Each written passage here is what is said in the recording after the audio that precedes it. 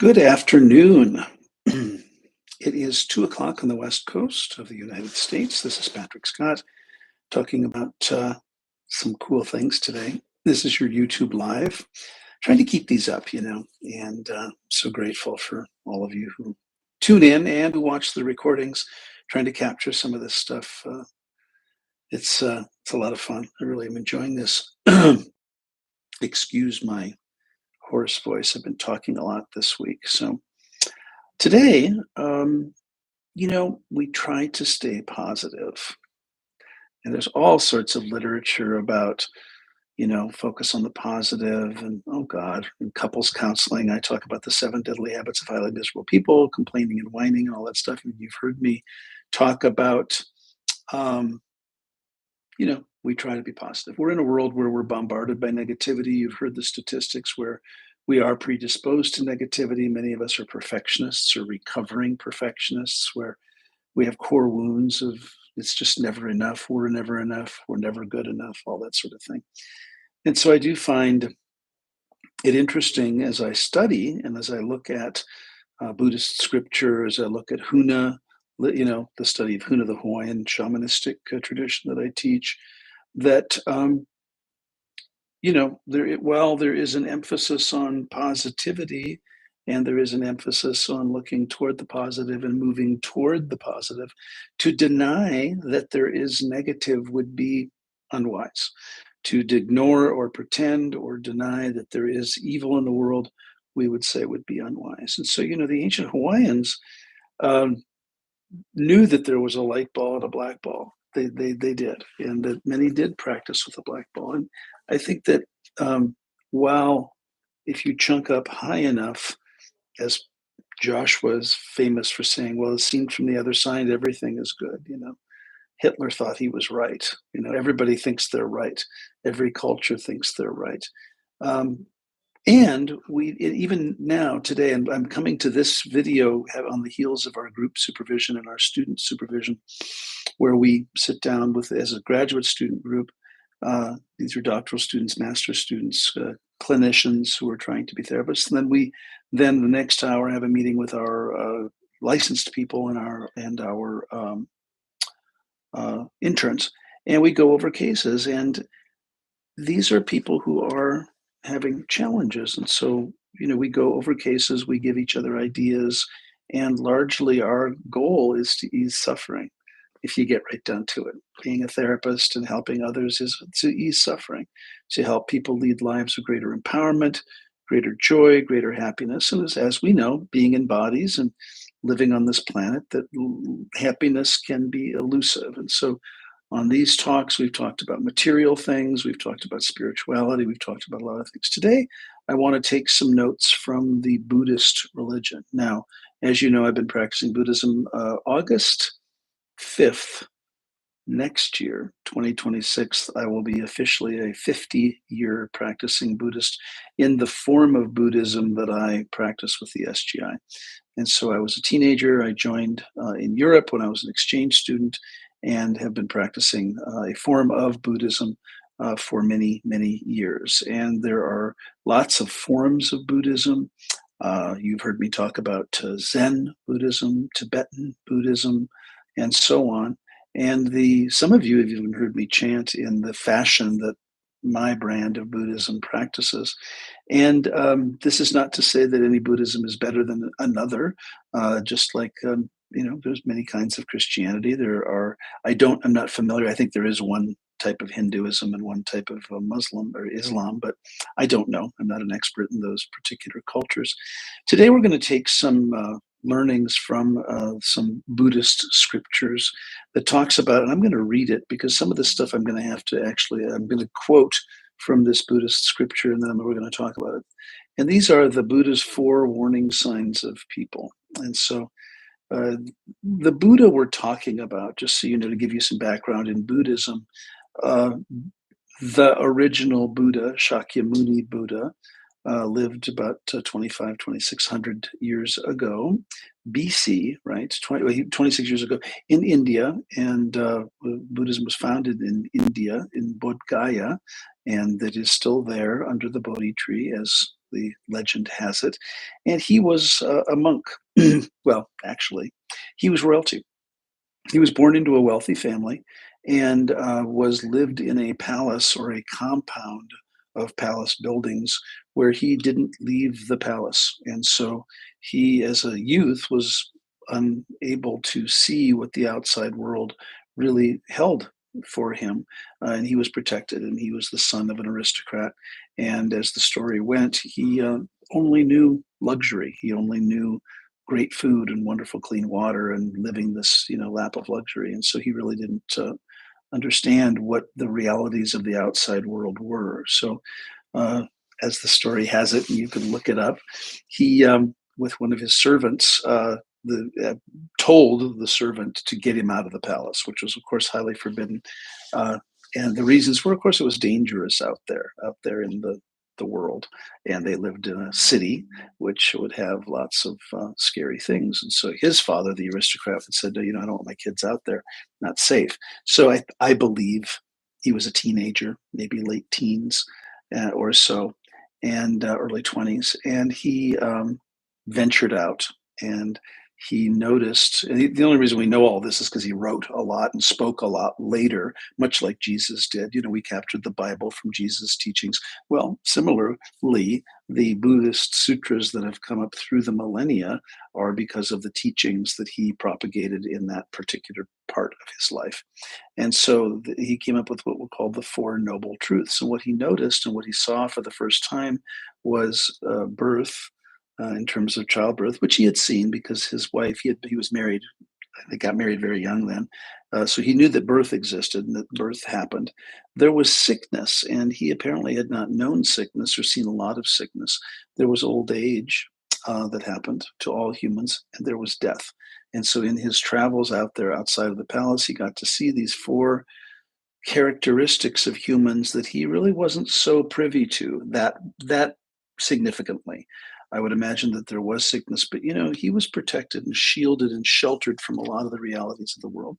So, very long story short, he decided that he wanted to leave and renounce his princely life, and he entered in a spiritual quest, as many do, and began to just wander around the countryside. And he engaged in what would be called austerities, meaning he was looking, as many people do, for the way. He wanted to look for the way to happiness, the way to enlightenment, the way to peace, the way to renounce the sufferings of the world, and how do we become happy, how do we become empowered. And he tried lots of things. Now, of course, during those initial times, he tried fasting and prayer. Became, what was it called, an ascetic, where he would, wear a loincloth and just walk around begging for food. And remember, this guy was a prince. I mean, he was living quite the life, and decided to renounce all that and left his wife and children, left the aristocratic lifestyle, and was traveling in his area in India to learn things. And as he came up, we think when he was in his mid 20s, late 20s, he started teaching, and people started writing it down. And hence we have some teachings from Shakyamuni Buddha, or Siddhartha. Siddhartha was his name, his princely name, Siddhartha. Gautama Siddhartha, and he later on, Shakyamuni was called the Lord of the Shakyas. The Shakya was the tribe, but I'm getting way in the weeds here about Buddha. So this is not the point of the stories today. I just want to give you some foundation of Buddhism and where it comes from. Not unlike Christianity or Jesus's version of Christianity, right? And I think Muhammad has a similar story in that there are deities and things in Hinduism and so on. And so in the last uh, several 10, 12 years of his life, he talked about the Lotus Sutra. And a lot of our talk about the law of cause and effect, the law of correspondence in Huna, the true Buddhism's version of the Nam-myoho Renge Kyo, which is the mystic law of cause and effect through sound, all came from Shakyamuni Buddha. And like many world religions, it's made many twists and turns over the years. There's a northern route that went into Japan, which is the one I study. There's a southern route from India that went into Southeast Asia, into the Philippines, which is called the Hinayana. The upper route is called the Mahayana, and they're all So if you go to Laos, you go to Cambodia, you go to Angkor Wat, you go to all these different things, you're going to see lots of different forms of Buddhisms. Some worship statues, some have prayer wheels, some have chanting, some have horns, some have hats, some have chanting, some have meditation, and so on. Not unlike Christianity, that has all of its different permutations. We have the Church of England that's separated from the Catholic Church, the Church of Rome, when Henry VIII decided he wanted to divorce a bunch of his wives, and so on. So world religions have taken lots of twists and turns, and we can glean lots of wisdom from these traditions. And so what's cool about the Buddhist traditions is that many of the teachings of subsequent monks, subsequent teachers like Nichiren Daishonin in the 13th century, we actually have their writings in their original form, just like we do Hindu texts, Muslim texts, the Quran, and so on, right? So, what I'm going to talk today, what he warned about way back when, were people to be suspect of. There are four types of people, and when I was reading through these, and when I do research for these things, I've just kind of things come to me, and I see things in my travels. And I went, we need to talk about the four kinds of people to avoid, or the four kinds of people to at least identify and recognize in your life, so that you can take steps. Now, this isn't being negative. This isn't saying that because we should love all people and we should sing kumbaya with everybody and hold hands. No, there are people that, if given the chance, out there would do harm to you. There is evil in the world. There are people who are less than savory. There are people who will steal from you, who will lie to you, who will cheat. We would be well advised to understand some of these personality types. Now, I'm well into my lifespan in this incarnation, and I have been burned. I have been scammed. I have been stolen from. I have been lied to. I have been used. I have been taken advantage of, and so on. And I suspect many of you out there also have had these kinds of experiences. So, what I'm going to go through right now are the four types of people, and I'm going to do some reading from the actual scripture. So that you can get a sense. And again, we're recording this. And so I think it's just fascinating that 25, 26, 2,700 years ago, he was talking about these kinds of people, which of course we like to think we've evolved. We'd like to think that humankind has enlightened or that we've elevated. And I think we have. I think we have. But the idea is that there are still people out there that we need to be mindful of. Okay, number one. And I'm going to put the title of these in the chat so that you can see it, but I'm not going to put all the text because it's just too much. So the first type of person is the person who wears the mask of friendship. So let me put that in there. Number one is the person who wears the mask of friendship. And I'm just going to read this for your edification, and then we'll talk a little bit about it. Empty hands tell the truth, the one who takes much and gives little, the one who gives only out of fear. Beware the charismatic stranger, those who only give when they expect something greater in return. Kind words more than kind actions, excessive flattery, but absent when others need help. Separating you from your true friends, creating division, false friends, the sweet talker, they're the influencer promising quick wealth, only generous when others are watching. Let me repeat that again, because I think it's just those, and these are directly from the sutra, and you can hear the language is kind of archaic, but I want to talk about what and whom you might see, and I can bring this full circle into mental health. So this is the person who wears the mask of friendship.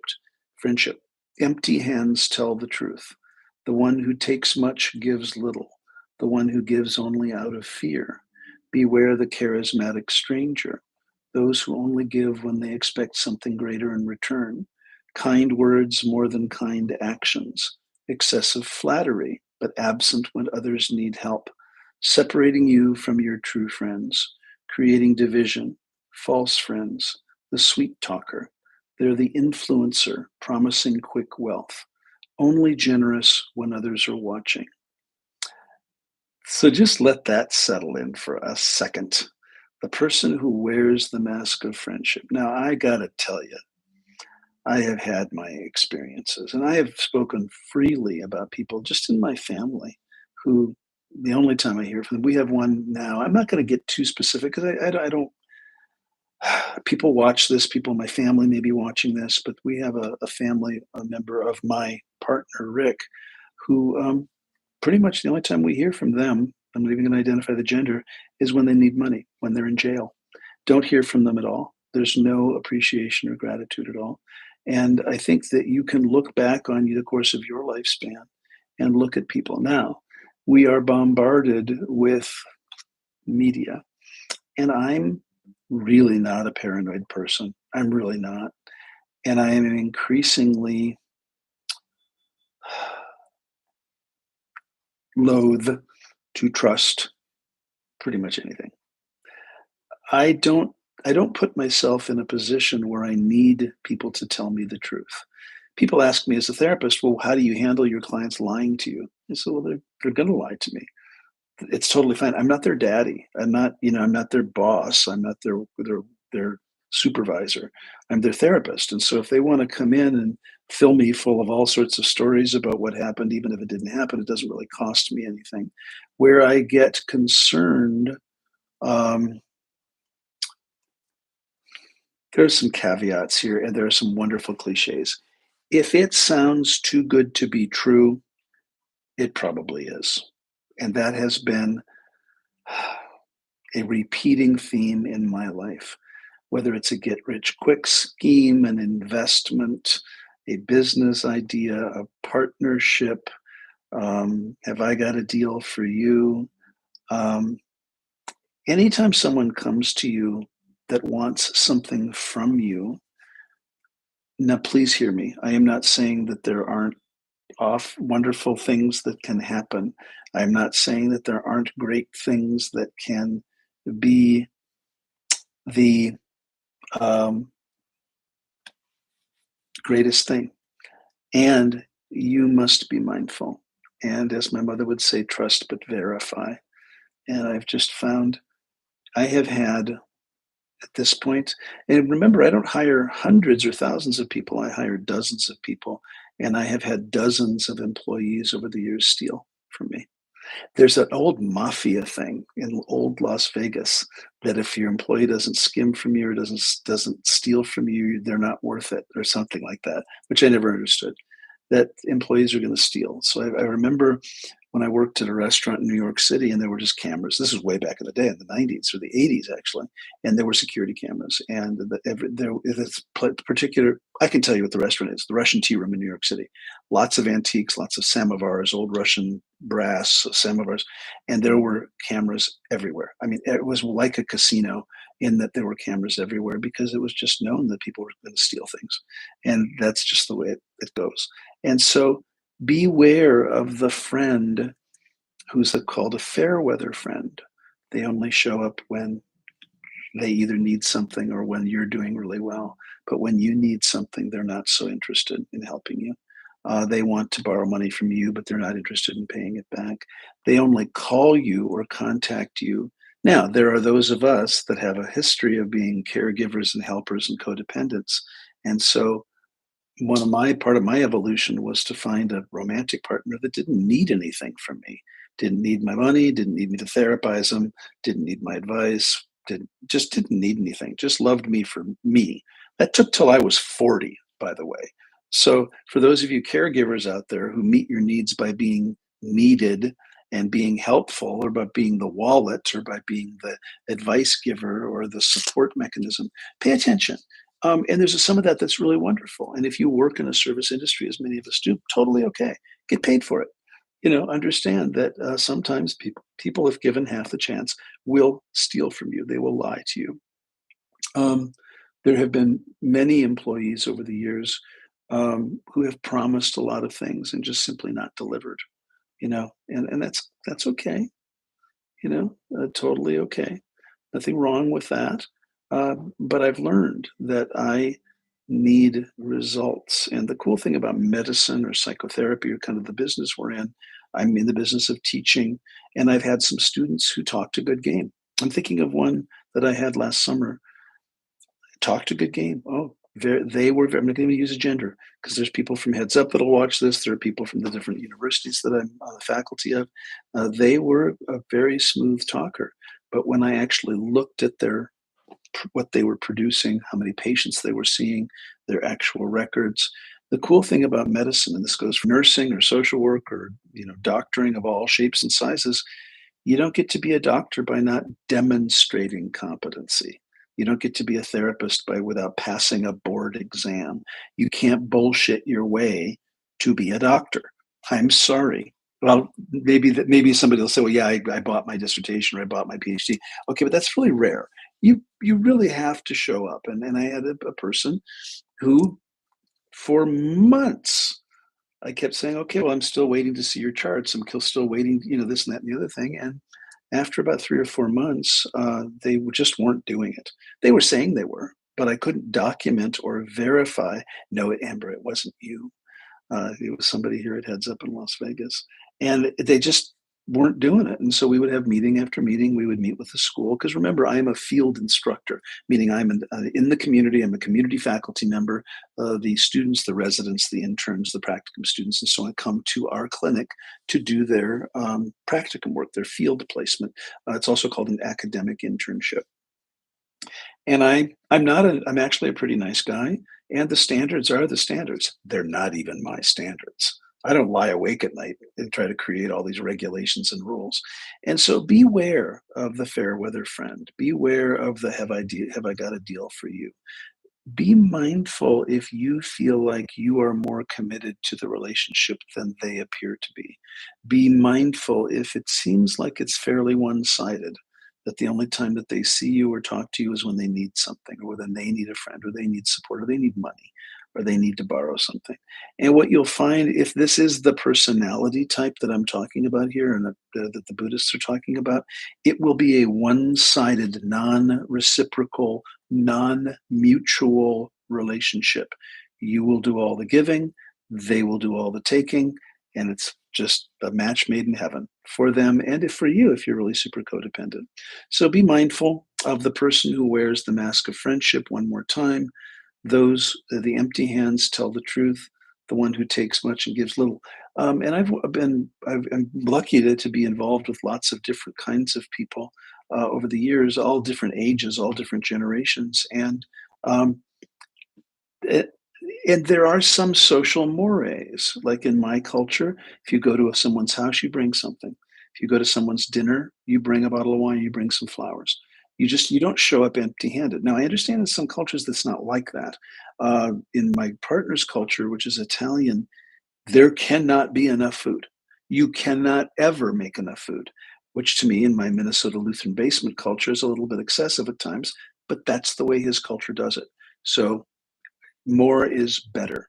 Better to have leftovers, better to have things to give away, better to have things, meals for a week than to heaven forbid run out of food. Now, I hear from his side of the family, which is hilarious, when they have gone to a potluck or they've gone to a dinner party at somebody's house and there wasn't enough food, or maybe they just put chips out for a football game or something. And oh my God, now that's cultural.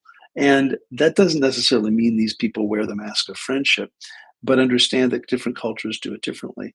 In the Italian American culture, man, cannot have enough food. I think the Filipino culture is that way. Many Asian cultures that way. Cannot have enough food. Cannot bring enough. Cannot do enough. When I was in Japan, oh my God, the hospitality. I feel guilty sometimes because they're showering me and us and my entourage with gifts, and I'm like, I don't know what to do, and they don't expect something in return. So that's a cultural thing. That's not what I'm talking about. If you notice patterns, trends, themes, habits, behaviors in people who call you friend, that it doesn't feel very reciprocal. And it's not tit for tat. It doesn't mean you have to, one for this and one for that. But pay attention. If you begin to harbor any resentment, you start to feel as though you are the only one, that if you didn't keep the relationship going, they wouldn't. If you don't, show up, they won't show up. And I learned this, you know what? I am going to give you, I think I've used this story before. I moved to California and I did all my training in California, in Los Angeles. And yeah, I'm just going to say it. If there's anybody out there that was part of my graduate school group, you kind of know what I'm talking about. People would talk a good game, and I'm a pretty literal listener and a literal speaker. If I say I'm going to show up, I show up. If I say, we should get together, I kind of mean we should get together. If you say we should talk sometime, I'm thinking let's put something on the calendar. For better or worse, I'm a literal committer to stuff like that. And I learned the hard way with work parties. Like I was working in restaurants. And I used to be a lot more social back then. But so, you do your thing. You're working with these people. You say, gee, I hear you have a great. I was living in a really cool Art Deco duplex that I was renting back in the 80s. And it was beautiful. It's one of these just 1930s really cool houses. And some individuals had been over. So I was suggested to have some like Sunday brunch or Sunday parties or, again, in the restaurant business, you're working nights and you're working weekends. And so Mondays were off, Tuesdays were off. So, I would start having parties. And again, it happened so many times that I learned my lesson. You could count that if 50 people said that they were going to come, maybe one or two. I mean, it was like that. When you have a wedding and you send 1,000 invites out or 300 invites, you're going to get a certain percentage, 50%, 40%, 30%. The percentage, if I look back on it, was 1 or 2%, or just like one or two people. And even the people, this is what I don't understand, who would say that they were coming and what they were going to bring, it was so pervasive that then I would get to the next shift at the restaurant and everybody would say, "How was the party? I'm so sorry I missed it. I couldn't make it. Something came up at the last minute." And that was everybody. And I had so many times. And I'm thinking over the course of the 5 years I worked at this particular restaurant, I'm going to say a dozen times where I did this. I'm a slow learner, where I would have a party and nobody would show or only one person would show, like that. I told you the story about my graduate school internship where I was there. They wanted to have a birthday party for me at a particular karaoke place. And they set it up. We set it up. I was the only one that showed up. Nobody else came. And I was sitting there for my birthday, humiliated. The table was set. Somebody paid for it, or they had some free thing for birthdays or something. If you brought a group of 10 or more, you get a free birthday thing. And they would set up the table with balloons, and it was really nice. And I sat there for 2 hours completely alone. On Monday morning, when I got back to the hospital, how was your birthday? Was it so great? I'm so sorry I couldn't make it. Something came up at the last minute. Every single person. And I'm not saying they're bad people, but I don't do that anymore. I don't put myself in a position where I'm going to be stood up. So that's you. If you get stood up, if people say they're going to be there and they don't get there, pay attention. So that's number one, the wear the mask of friendship. Number two, the empty promiser.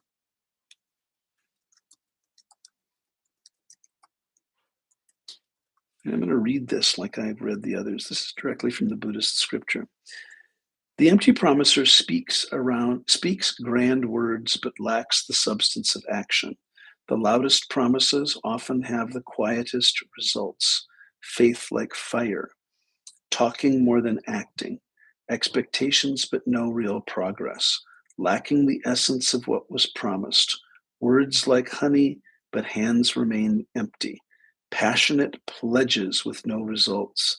They often believe their own words, people who mistake talking about goals over achieving them. They rob people of the energy to find real solutions. The colleague who talks about revolutionary ideas who does nothing. The friend who has every self help book but stays the same. They often suffer more than their victims. They live in the world of almost achievement. So there's some cliches here. You may know people who will die with their potential intact. I've had so many students, so many people who've wanted to work with me, and I find that they've had so much potential and that at a crucial point in their development, they just stop taking action. When it gets hard, they just don't do it. I've been watching a lot of videos lately about military. We're having a veterans program here. We have about 200 vets in the program. And oh, Amber, are you the empty promiser? That's so funny. I don't think so, but okay. Um, and I'm so impressed with a lot of these veterans, and we don't know war. I'm not a veteran. I would never claim to know what it's like to serve in a war or to go through boot camp. I've had some of our adopted children. Our youngest went through boot camp for the Air Force in San Antonio, and went down to that experience. And It was traumatizing for him. He's a good boy. I mean, did great, passed with flying colors. He's now doing very, very well. But that's you don't fake that shit. I'm sorry. You don't fake Navy SEAL like, oh, I'm just going to coast through Navy SEAL training, or I'm just going to. And I think it's such an acute example. I use the doctoring example, the therapy, becoming a therapist example. You don't fake your way through that. I look at music and musicians. I look at people with um, talent, and again, these are just random things. And I sometimes wonder what it's like to be a celebrity or what it's like to be a global superstar, you know. And you've heard me talk about BTS, the Korean boy band, and many of them are in the military now. But I'm like, they were just raised and groomed. They worked so hard. I just saw, and these are random things, but Britney Spears, who's a pop star, she's been around for years, and she presented. This is funny. This just shows how old I am. Britney Spears now is old news. She's an old pop star. She presented at the 2008 the MTV Video Music Awards, I think, and it was a comeback. And they just followed her in her trailer, and I'm just thinking, what's that pressure like? To have to look like that. Now I think she's bipolar. I don't that might be public. She's struggled with mental health issues. People have asked me about her. What do I see? There are many celebrities, by the way, in the public eye who are mentally ill. This is not rocket science. She is free now, right? I think she is. And she was conserved by a family member. Um, Lots of mental health challenges. Jim Carrey's bipolar. Robin Williams is bipolar. And you can look at them and you can see it. I mean, I'm sorry. I, it's not really that hard to see.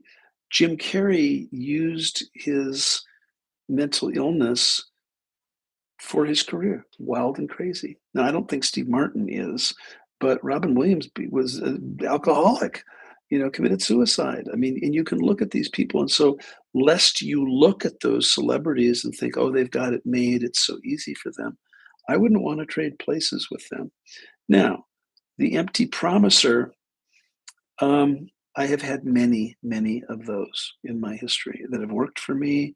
Oh, have I got a deal for you? This is along the same lines. Grand words, not a lot of action, um, uh, overestimating their abilities, over promising, under delivering. You continue to wait for them to show up. I had a particular family member who I'm not going to identify because there are people who may know this person, um, for decades was going to go to school. I mean, literally, for every single time I would talk to them.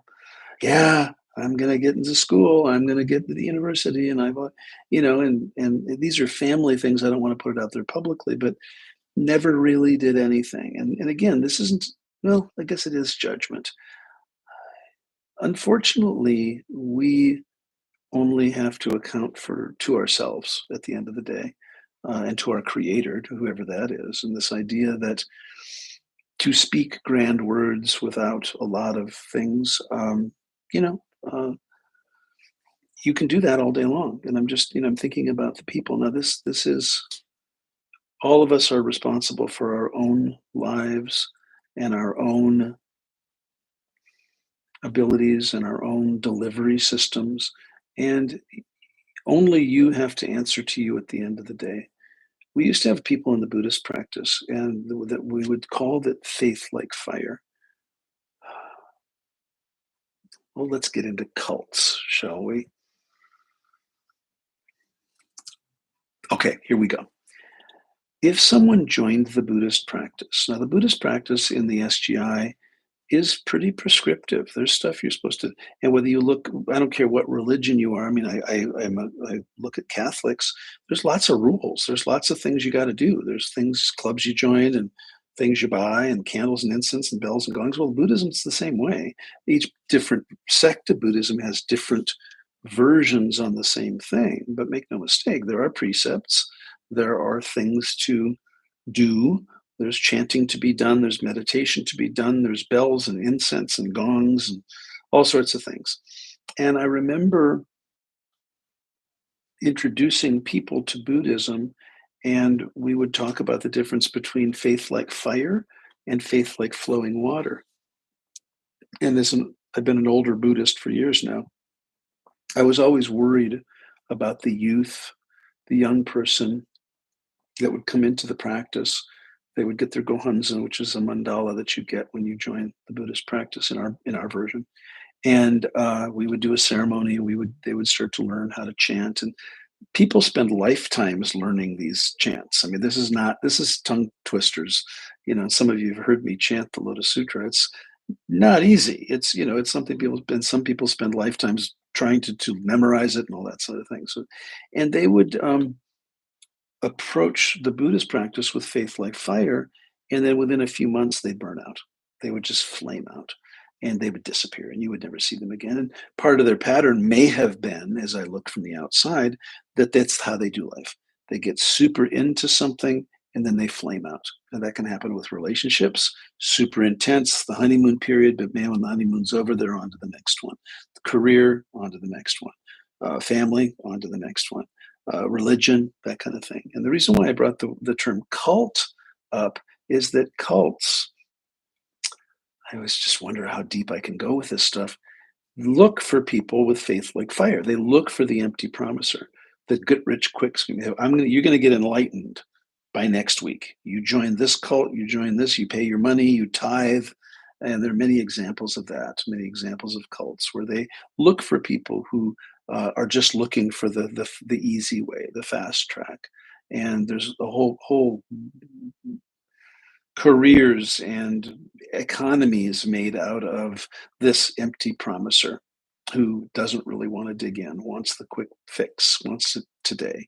And we live in a quick fix economy. We live in a quick fix culture where anything that I want, I should be able to have it right now.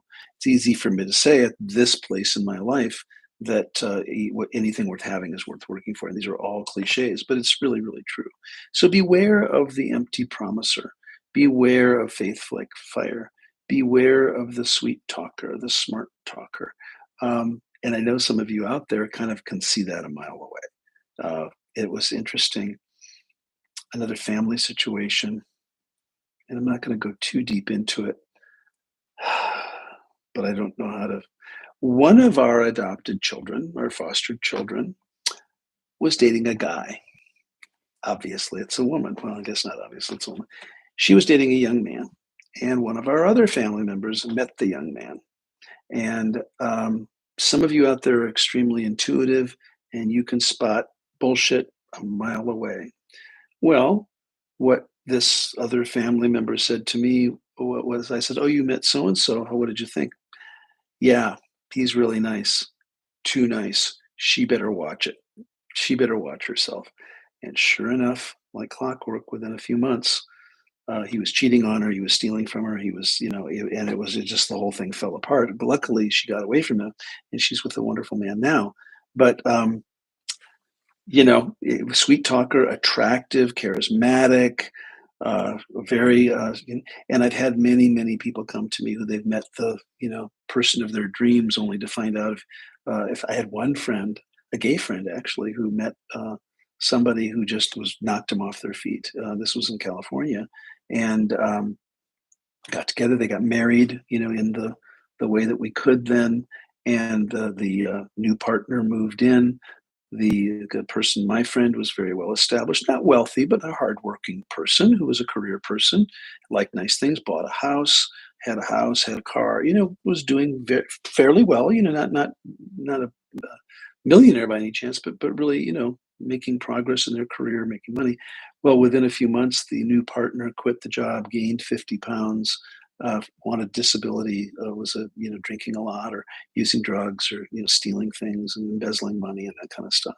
And it took a long time for that person to get that person out. And so it happened to me. Actually, I had a sublet. I was leasing that beautiful duplex in uh, California in Los Feliz, and I had a room available for rent. And so I put an ad out, and somebody came. He arrived in a Mercedes convertible. He gave me checks for the deposit, the security deposit, all that sort of thing. Started moving his stuff in that day. It was all really great. Well, Well, even today, I think it takes a few days at least to find out that a check's gone banned. So by the time he had moved in, long story short, the checks bounced. There was never any money. He didn't have any money. He had a phone with a voicemail on it, and that was all he had. And long story short, I completely lost, a bunch of money because he was a complete con artist. He had gone to a dealership. He had borrowed the Mercedes for a test drive. The checks were no good. There was never, and this was how he lived his life. And it would take months and months and months. And he knew the law, the letter of California law. He was a con man. He was a complete con man, and he just did this. And what happened? What was interesting is that when I got the marshals to finally kick him out. He just went to the next place, and I got a call from a woman for a reference for this guy. And I said, oh, and again, you're not supposed to slander people. You're not supposed to say anything bad about people. But I said, let the new prospective landlord know. I said, oh, please, don't save yourself. Do not rent to him. He's a crook. He's a con man. And I don't ever know what happened to him. I've had employees, who have left on questionable terms. I've had employees steal, embezzle money, use their company credit cards for other things. And so be mindful, be wise, and do the best you can. Okay, number 3, the secret enemy. The secret enemy. 3, the secret enemy. All right, I'm just going to read the sutra. Their secret is not in what they show, but what they hide, using their intimate knowledge not to help but to hurt. The damage is often invisible until it's too late. They weaponize trust itself, karma as intentional action through harmful intentions, through causing others to develop distrust. They destroy from within. 4 signs. Celebrating your successes outwardly while resenting privately. Minimize your successes, share your secrets, study your weaknesses to exploit. The secret underminer, the colleague that shares your information, the family member who remembers every mistake you've made and brings them up. They're wounded people who believe their actions are justified. They can make us doubt ourselves. Now, this has happened to me on a number of occasions. And I'm always dicey about how much I should share. I had a uh, person in one of my businesses who was very sweet to my face and would badmouth me and bad talk me in the community and to my business partners, so much so that they wrote a proposal to the CEO of the company to remove me and put them in. And this would be the most crystallized example I can think of. Literally, very sweet to me, and clearly meets this criteria. And I'm got to be, I don't want to put it out there if somebody sees this, but yeah, it was one of the businesses that I owned, and wanted myself and another partner to be demoted, moved out of our positions, and for them and her husband to be put into a position of much more authority and power. Now, the then CEO of that company saw what kind of a person this was, the secret enemy, and actually terminated them right away. And ironically, and this is so interesting to me, after throwing me under the bus, undermining me, criticizing me behind my back, forgive me, shit talking me to the powers that be in that organization. About a year later, her husband left her. Then she reached out to me to talk because she needed some support. And I thought, wow, I don't know if this has ever happened to you, really interesting. Threw me under the bus, criticized me, maligned me, put me down, betrayed me, tried to get me fired from my position, tried to get me removed from the organization's leadership. And then her husband left her. And now that she's out and alone and is experiencing the reasonable consequences of her behavior, she reaches out to me for support because I'm so supportive and I'm such a lovely guy. And I just said in that text, what would be exactly the purpose of this conversation? And I never heard from her again because I think she figured it out that I was not having it.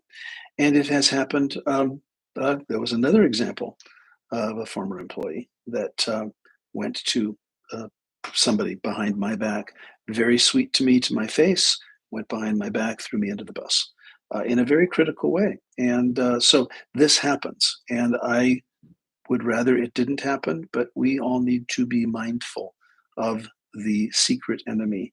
Nice to your face, will stab you in the back, will throw you under the bus. And I think you understand what I mean by throw you under the bus. They will not take accountability for their own actions, but they will accuse you, blame you, not to your face, to other people. They will gossip about you. They will talk about you behind your back. They will say nasty things. It happened actually in a hospital that I worked in years ago. And oh, man, Amber says, "Oh man, we have one of those here. Assassination by character assassination." There you go. Took me for 500 dog sit so I could attend my dead sister's daughter's wedding. Couldn't go. No one showed. Got it. So be mindful. And I wish that I could help you by having some wisdom about this. These are the sheep and wolves, the wolf in sheep's clothing, the wolf in sheep's clothing. And so it's it's hard, and it's happened to me a number of times where, nice to your face, stab you behind the back kind of thing. Nice to your face, steal from you. Nice to your face, undermine you to those who matter. And I'm thinking now, of course, as I'm thinking about this several times that it's happened to me, and it's hurtful. And these people, are the kinds of people you need to stay away from if you can help it. Now, the thankfully, the three most recent times that I'm thinking of, these people are no longer in my life. And we've tried to reconcile, and I had said I will need different behavior from you. And each of the three things, the three people I'm thinking of, they refuse to do anything differently. They really only see me as a means to an end, as a meal ticket. So, and what I would ask for along this is I just want reciprocity. I want honesty and reciprocity and mutuality. I'm not going to be the one paying all the time. I'm not going to be the one coughing up the money all the time. If you want to partner with me, or if you want to be my friend, you're going to have to show up. You're going to have to give something and stop the backbiting and the backstabbing. All right. So that is the secret enemy. Number 4 is the enabler. All right. I'm going to read this from the sutra. Good intentions don't prevent real damage. Perhaps the most relevant, not deceptive, hollow, the poison of comfortable decline. These mean well, they can lead you down a path of destruction. Their kindness becomes a curse. The more your friends support your weaknesses, the more you can decline into misery. 4 ways. They support us in neglecting our duties. They encourage us to justify our mistakes. They help us avoid necessary challenges, and they make decline feel like comfort. They often appear as our most supportive friends. They make us feel good about us staying right where we are. Is the path to enlightenment meant to be comfortable? Oh, this is great. Now, this is nuanced. Often, I find that we are our own worst enemy. I find that we are squarely in the way of what we want. These people called the enablers support our dysfunction. They they don't challenge us. Now, the road to enlightenment is, the road to hell is paved with good intentions, I hear, and the road to enlightenment is not paved with comfort. Anything, if you look back on the course of your lifespan and anything that you have achieved, anything at all that you're proud of, whether that's being, a parent or having a career or material stuff or physical well-being, um, was it comfortable? Was it easy? It's weird because as I look back on the things that I've achieved that I'm most proud of, it sucked a lot of the time. And that is kind of, I think, the way it goes. And so if your commitment is to comfort and you have friends, now where this shows up a lot is in the addictions community. I see this a lot. Josh, who's here, is sober 300 days or so. I'm going to probably get it wrong, and very proud of him. And he's just come out of sober living, where there's a collection of old drunks. Sorry. And they have not changed their behaviors. They're just not drinking. And they're still that sort of misery loves company kind of thing. And so I'm so glad that he's now moving into independent living and then going to meetings. And I'm very proud of him. And I think he's on the call here today. And so I'm very proud of you, Joshua, for doing this. And it's not easy. And so the enabler is the misery loves company. Oh, let's just go drink. Oh, let's just go use. What's the big deal? The enablers show up like crazy. The enablers also show up in families. They're called codependents, where we know dad or mom needs to stop drinking or using anything, but you know what? I'm just going to go buy her just this one time. I'm going to go buy her a bottle, that kind of thing. And these are hard conversations to have. But the enabler is the one that supports the dysfunction. So if you look at your own growth, I have an eating disorder. Okay. You don't get to be 500 pounds by the time you're 15 and 150 pounds by the time you're 20 without having an eating disorder. Food, eating, drinking has been not so much alcohol specifically, although I'm a wino from way back, but you don't get to be 500 pounds and then a high fashion model on the cover of Vogue 5 years later, 7 years later, if you will, without having an eating disorder. I don't think well, I shouldn't say that. I was going to say a lot of models have eating disorders because of that perpetual gotta be thin thing. And this is just from my experience. Statistically, we know that people struggle with body dysmorphia, with body image. I'm struggling with body dysmorphia right now. You tell me I look great. I still would like to lose 30 more pounds. You tell me that I should be okay where I am, and I am okay where I am. I'm very proud of it. I just met with my doctor before this call, and my PSA was negative, no cancer. We're considering just one more surgery, an eighth surgery. And so, um, but I don't know. I don't know if, and where I go with it in my recovering perfectionism is okay, so I'm 210.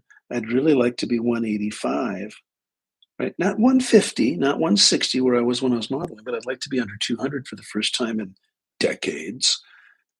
But then people say, well, be careful because as you lose weight at your age, you're going to get jowls, you're going to get, this thing. And so the doctor is not telling me that I need to lose more weight. I think now it's just a vanity thing, right? But beware of those people that will support your dysfunction. I happen to have a trainer who's not supporting my dysfunction at all, and it pisses me off.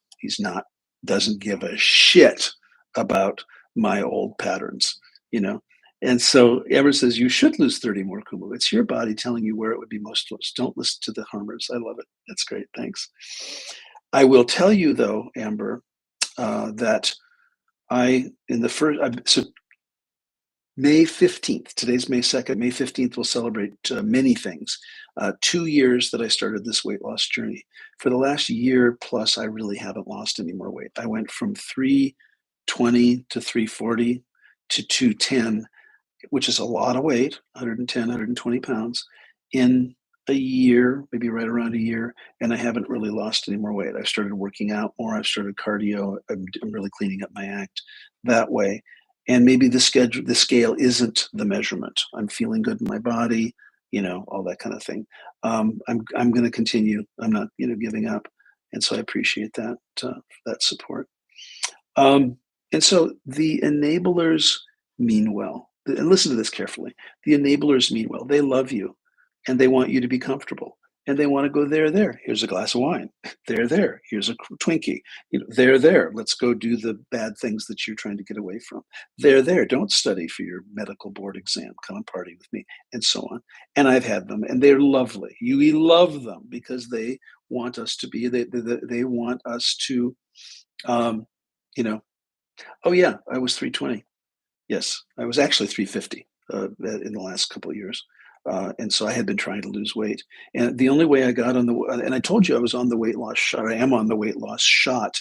The only way I qualified for my insurance to pay for it, and you guys know the drill, was I had to try all the other things. The thing that I wasn't willing to do was gastric bypass. I was not willing to do surgery because and I couldn't really because I'd had so many cancer surgeries that ruled me out.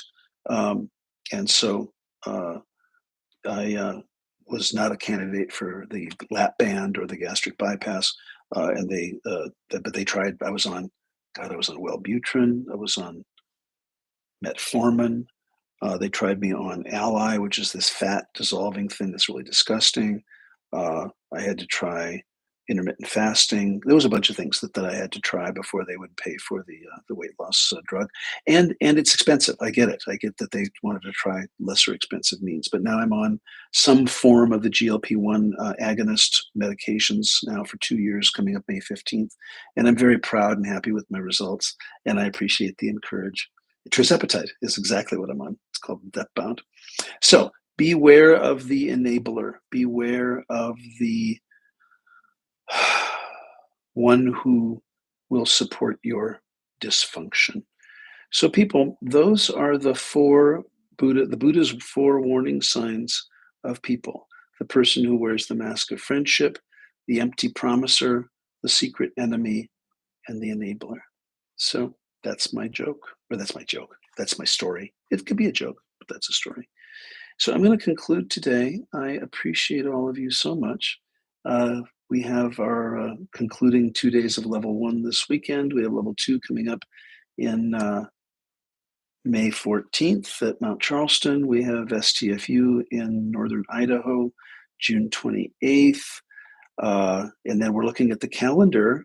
Apparently, this whole online level one has been a raging, throbbing success. And so now we're looking at dates for maybe another virtual level one. Uh, and I'm so old fashioned, I'm thinking, I don't, can it, does energy travel, even though I teach it? So we're looking for that. Other people want another level two. We may consider a level three in the future and get these teachings out to more people. So take a look at the website and we will talk to you very soon.